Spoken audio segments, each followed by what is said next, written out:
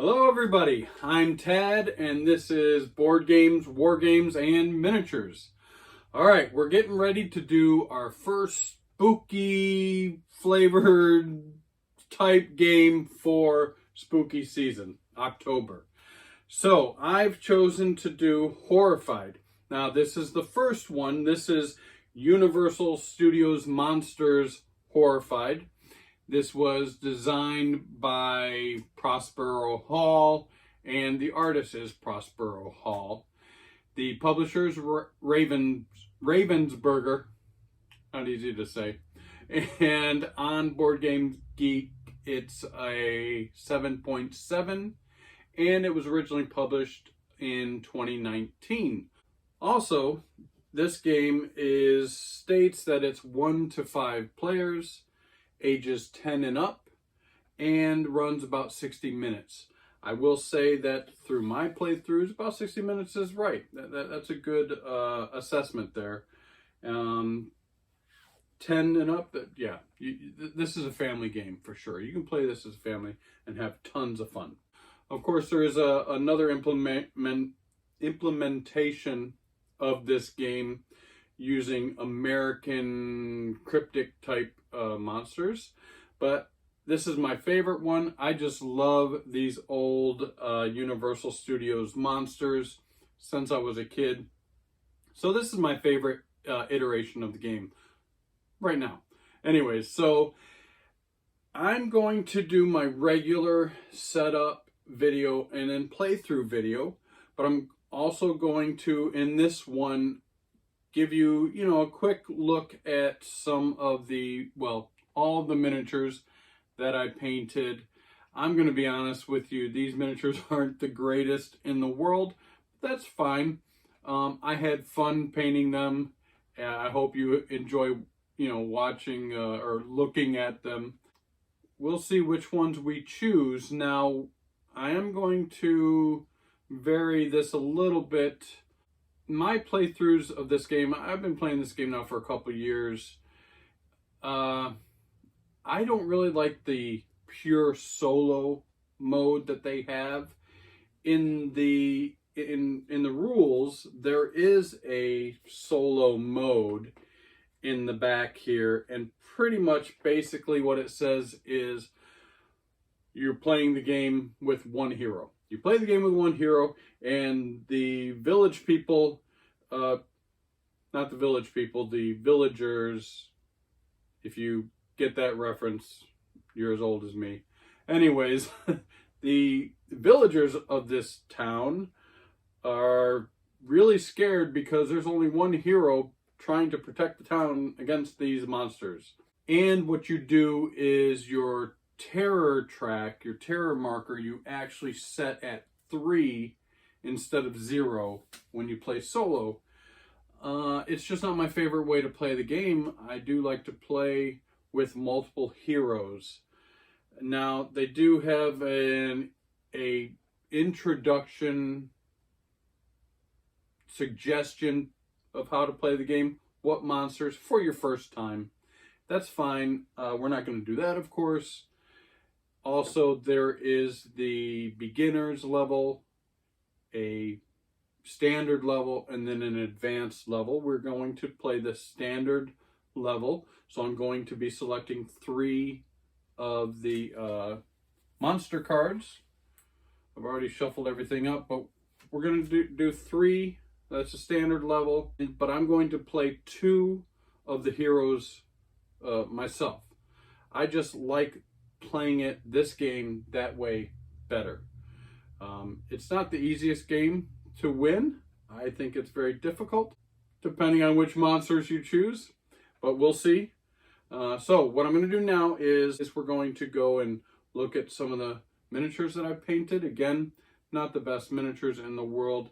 Actually, I'm not into the chemical makeup of the plastic that they use, but this is very rubbery. It's more rubber than it is plastic to me, and it's just not the best, but they're fun. They look great on the board. I love the artwork on this board and throughout the game. So we're going to take a look at the miniatures, Then we're going to go to the tabletop view and we'll do a setup for our game for 2 players, and then we'll just do a playthrough. All right, so let's go and take a look at the miniatures.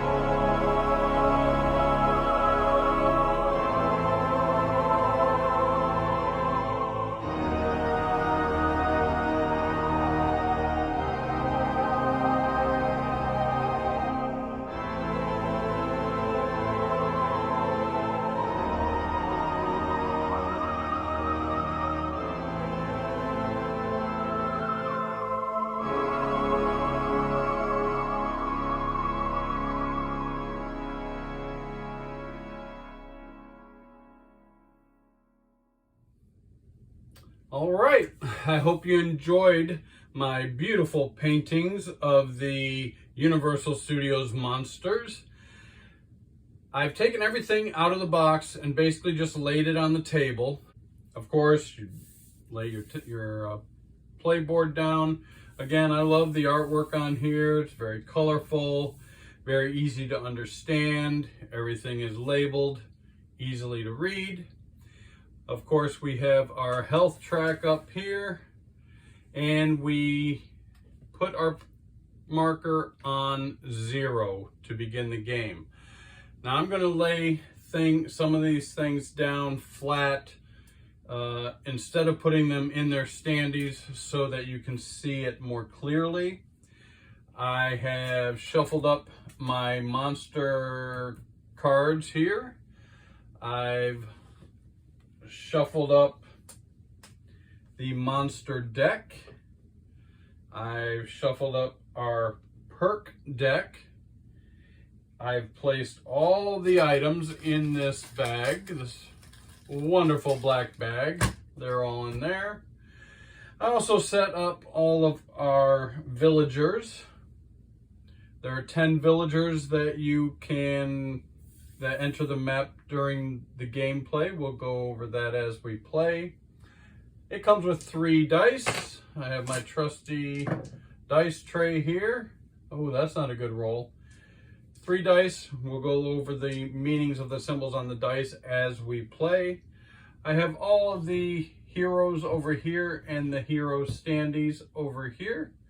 And various parts that we will need to play the game are in these bags. This here is just a player aid. It explains the hero phases and the different actions you can take. And then on the reverse side, it's the monster phases. So there's really only 2 phases in the game. You have phase number 1, which is the hero phase, and then phase number 2, which is the monster phase. All right, we're going to keep that right down here. Now, let's see who we are going to start off with as our heroes. Let's do that first. So I've got them all here. 1, 2, 3, 4, 5, 6, there's 7 of them. I'm going to shuffle them up and not look as I shuffle. Now, as I explained, we are going to, this is a fully co-op game, and I'm going to play with 2 heroes. So let's set these out of the way right now. All right, I shuffled, let's cut. And let's see who our heroes are going to be for this game. First up is the scientist. The scientist gets 4 actions during her turn. Her ability is you may add 1 to the strength of any item you use. That's pretty good. And her starting location is the Institute. So let's set her right here. And let's draw our second hero. And that's going to be the Professor. The Professor also gets 4 actions. And his special action is move any hero or villager 1 space. That's pretty good. And his starting location is the hospital. Let's put him down here. We can put these aside. Oh, and we've got the standee for the Professor right here. The Professor starts at the hospital, which is right down here. So I'm going to place him there. Let's find the standee for the scientist. And she is in the Institute, which is right here. Both of them right down here, not too far from each other. That's not bad. We'll set the rest aside. All right, so next I'm going to go ahead. I want to find out what monsters we're going to be playing against. So I'm going to play the standard mission game, which you get to draw 3 monsters. And the first one here is the creature from the Black Lagoon. Ooh, the creature strikes from the depths. Locate his watery retreat so you can oust him. That's the first one. We'll go over all their cards as we play and what we need to do to defeat them. The second monster is the Invisible Man. All right, and third, but not least, is Frankenstein and the Bride. Well, I guess we have 4 monsters that we're going to have to defeat. Let's set this aside. We no longer need this. Okay, so first off, I'm going to put them in order. If you see up here in the left-hand corner, there is a number with a fire symbol. And of course, that's their frenzy symbol. You start with the frenzy on the lowest numbered monster. That's going to be Frank and the Bride. Frankie and the Bride. So I'm just going to put them in order here. Up here, where y'all can see, there's Frank and the Bride. They're number 3. Number 4 is the creature from the Black Lagoon. And then number 6 is the Invisible Man. All right, let's find out where we're going to place the monsters now. If you look on the back of the monster cards, they're all the same on the back. It says Monster Setup. So, Frankenstein and the Bride. First, place Frankenstein on the board at the graveyard. Well, here comes Frankenstein, and he's in the graveyard. Ooh, in between both of our heroes. Then, place the Bride on the board at the dungeon. and the bride will go up here in the dungeon. They start the game far apart. We have to try to bring them back together after we teach them how to be human to defeat them. What else? Place the Frankenstein dial with the yellow indicator face up on the left side of the monster. Let's find the yellow dial. Oh, that's the werewolf. I don't have him. All right, so we have the dial for Frankenstein and the dial for the bride. And place the bride dial with the blue indicator face up on the right side of the monster mat. Adjust both dials so the indicators point to 0. So, Frankenstein and the bride. We're going to take Frank is yellow. We're going to start him at 0. And the bride is blue, and we start her at 0. As we play the game, we can utilize items on their spot to move these dials. Now, when they finally get to 11 for Frankenstein and 8 for the bride, we can flip them over, and now they have been, you see they're smiling now. Now they know what it's like to be human. We can bring them together, and that's how we can defeat them. But, of course, they start on the reverse side. All right, next, we've got the creature from the Black Lagoon. Now, the creature, place the camp overlay on the board so it aligns with the camp location. So, the camp overlay is here. This is the camp overlay, and it goes on the camp location here. And this says, solve, use yellow, red, or blue items to move the boat to the next X, matching the item's color. That's how we're going to advance that monster and then eventually defeat him. What else? Place the creature on the board at the lagoon. So the creature from the Black Lagoon starts in the lagoon. Now, the creature from the Black Lagoon is the only villager, hero, or monster that can utilize the river to move along. Heroes cannot enter the river spaces, neither can villagers or other monsters for that matter. Place the boat on the X labeled start on the monster mat. All right. Where's the boat? The boat is here. Again, I'm not going to put it in its standee. I'm going to leave it lying down so you can see it more clearly. We place it on the start area. And of course, we have to navigate this river until we get to the lair before we can try to defeat the creature from the Black Lagoon. While I'm at it, I see this. This is the frenzy indicator.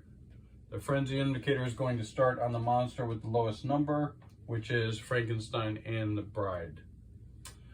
All right, what else? Last one, the Invisible Man. The Invisible Man, place the precinct overlay on the board so it aligns with the precinct. Here's the precinct overlay. Oh, right next to each other. This one says solve, place yellow, red, or blue items on a spot that matches the item's location. All right, what else? Place the Invisible Man on the board at the inn. All right, so the Invisible Man is going to the inn. 4 monsters on the board in the village. So with the Invisible Man, you go here, you can use items that also say the inn, mansion, barn, laboratory, and institute. Once all of those have been covered with an item, then you can proceed to try and defeat the Invisible Man. All right, let's put all this away, get this out of the way. All right, we've done everything for the monster setup. We have everything set up there. The terror mark is at 0. I'll go ahead and shuffle these up again, just so you can see that I am truly playing the game. All right. That's the monster deck, and this is the perk deck. Shuffle that up again. All right, now we've drawn our heroes, we placed them on the board. The next thing we get to do is each character gets to start the game with a perk. So let's draw one here for the scientist, and the first perk we draw is Break of Dawn. Skip the next monster phase. Draw and place 2 items from the item bag, and play during any hero's phase. So that's pretty cool. You can play the perk and on any hero's phase. Even if the professor's going, the scientist can play her perk. Of course, that card will get put in the discard pile, but there are other ways, of course, to get additional perks as we play. And let's draw one now for the professor, and the professor's perk is Show of Force. Choose one. Place the creature in any space, or move any monster 3 spaces. Again, play during any hero's phase. That's a pretty good one too, so we're starting out pretty good here. We've got a scientist and the professor. All right, they're on their locations. Next, we have to place 12 items from the item bag. I have them all in here. We're going to jumble them up. There's actually 60 items in total, and we're going to start the game with 12 on the board. So I'm just going to randomly draw 12. Let me just draw a little handful. Oh, what are you doing in there? Get out of there. 1, 2, 3, 4.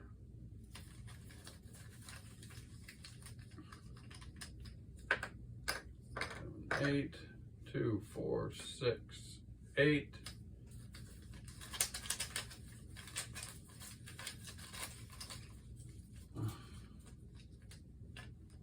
9. Let's get down here in the corner. 10. Oh, garlic. 11. And 12. All right. So those are our first 12 items that we get to place on the board. We've got a pitchfork, goes up here in the barn. It's got a 4 on it. That's pretty good. The church, we have a crucifix for the church. It's got 4. The abbey is a stake, and it's 3. The abbey is over here. And there's the garlic is going to be at the inn, and that's, oh, garlic right up here. Beautiful. The tower. We've got a kite at the tower. That's only worth 1 point. Not very strong. The institute, we have, what is that? Rofinon. Rotinon? It's in the institute. It's 3 points. What else? Camera in the laboratory, worth 3 points. Another one for the institute. It's an anatomy text. It's a book. It's only 1 point. The shop, we have 4 points. That's a bear trap in the shop. Right here. We have a pistol. That's 6. That's a strong one right here. This goes in the precinct. That's awesome. And the theater, we have a rapier. Here's the theater right here. Last but not least, back down to the institute. Analysis. That's worth 2 points. Wow, we've got 3 to start off right down here in the institute, and we have the scientists right there. That's awesome. We can grab those right away. All right, we've got the purse, dice, bam, bam. I think that's it. I think we're ready to start playing. What do y'all think? I think it looks pretty good. I will tell you that I like to have the same amount of heroes as I have monsters. usually when I play. That gives you a good mix. You know, you're going to win most of the time, but it's going to be a challenge. You're going to lose. In this case, I was going to play it with 3 monsters and only 2 heroes, but we got Frankenstein and the Bride, so we got 4 monsters going at us. All right, so hopefully this won't be too tough. You know my records, guys. I just must not be a very good board game player because I tend to lose an awful lot on this channel. All right, that's the full setup. I'm gonna put this over here. We're gonna get ready to play Universal Studios Monsters Horrified.